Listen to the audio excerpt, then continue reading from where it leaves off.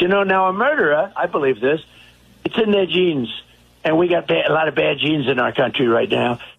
It's really rich for Democratic leaders to say that Donald Trump is a unique threat to democracy when he peacefully gave over power, peacefully gave over power. We fight like hell, and if you don't fight like hell, you're not going to have a country anymore. Fight for Trump! Fight for Trump! Fight for Trump! Fight for Trump! Fight for Trump!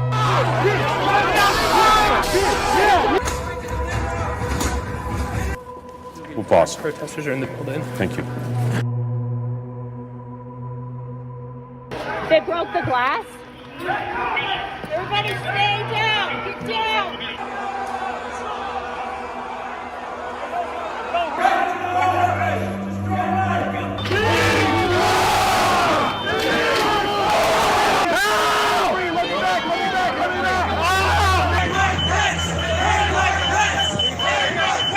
This is America, and this is what's happening right now.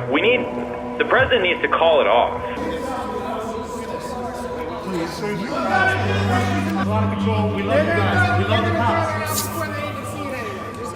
It's only a matter of time. Justice is coming. Hello everyone, it's Queen B Line back to you with another video. This video is an update to the next distraction that Trump and his administration is making in real time as they avoid the release of the Epstein files. Before I begin, I would like to extend my support to the survivors and their victims during this difficult time. According to reports, Washington, D.C., the nation's capital, began taking shape on August 12, 2025, as some of the 800 National Guard members deployed by the Trump administration began arriving. The city's police and federal officials, projecting cooperation, took the first steps in an uneasy partnership to reduce crime in what Trump called, without substantiation, a lawless city. The influx came the morning after Trump announced that he would be activating the Guard members and taking over the district police department, something the law allows him to do temporarily. He cited a crime emergency, but referred to the same crime that the city officials stress is already falling. Mayor Bowser pledged to work alongside the federal officials Trump has tasked with overseeing the city's law enforcement, while insisting the police chief remained in charge of the department and its officers.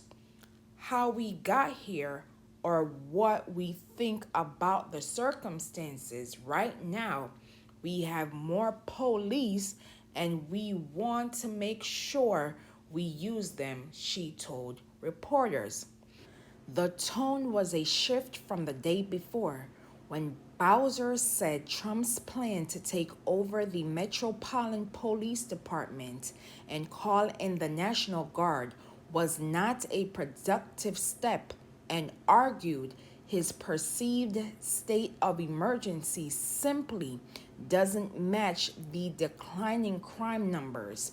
Still, the law gives the federal government more sway over the capital city than in U.S. states, and Bowser said her administration ability to push back is limited. Trump's move was swiftly condemned as a disgusting, dangerous, and derogatory assault on the political independence of a racially diverse city. The federal takeover is expected to be effect for 30 days. About 850 officers and agents fanned out across Washington, D.C. on August 11th, 2025, and arrested 23 people overnight. The charges included homicide, drunk driving, and drug crimes, and a subway fare evasion. Though Levitt didn't provide further information on those arrests. The U.S. Park Police also removed 70 homeless encampments over the last 5 months. Levitt would go on to say, people who were living in them can leave, go to a homeless shelter, or go into a drug addiction treatment, stating those who refuse could face fines or jail time. While Trump invokes his plan by saying that we're going to take our capital back, Bowser and the MPD maintain that the violent crime overall in Washington, D.C. has decreased to a 30-year low after a sharp rise in 2023. Carjackings, for example, dropped to an estimated 50% in 2024 and are down again this year. More than half of those arrested, however, are juveniles, and the extent of those punishments is a point of contention for the Trump administration. Mayor Bowser contends that all the power resides with Trump and that local officials can do little other than comply and make the best of it. As long as Washington remains as a federal enclave with limited autonomy under the 1973 Home Rule Act, she stated it will remain vulnerable to such takeovers. It should be noted that Trump is the first POTUS to use the law's Section 740 to take over Washington police for up to 30 days during times of emergencies. For Trump, the effort to take over public safety in Washington, D.C. reflects an escalation of his aggressive approach to law enforcement. The District of Columbia's status as a congressionally established federal district gives him a unique opportunity to push his tough on crime agenda, though he has not proposed solutions to the root causes of homelessness or crime. Trump's declaration of a state of emergency fits the general pattern of his second term in office. He has declared states of emergency on issues ranging from border protection to tariffs, aka taxes, enabling him to essentially rule via executive order. In many cases, he has moved forward while the courts sorted them out. Mayor Bowser's claims about successfully driving down violent crime rates received backing earlier this year from an unlikely source. Ed Martin, Trump's original choice for U.S. Attorney for the District of Columbia, issued a press release in April of this year hailing a 25% drop in violent crime rates from the previous year. Reports would go on to state that Washington, D.C. was hit hard by the fallout of the COVID-19 pandemic, recording more homicides in 2023 than in any year since 1997. At that time, it was among the top 5 homicide rates in major population centers, those with more than a million residents, behind only Memphis, Tennessee, St. Louis, Missouri, and Baltimore, Maryland, according to USA Facts. But violent crime in Washington, D.C. has fallen sharply since 2023, shaking off the pandemic increases to reach a 30-year low on the day Trump took office, and has fallen 26% further this year, according to weekly reports from the Metropolitan Police Department.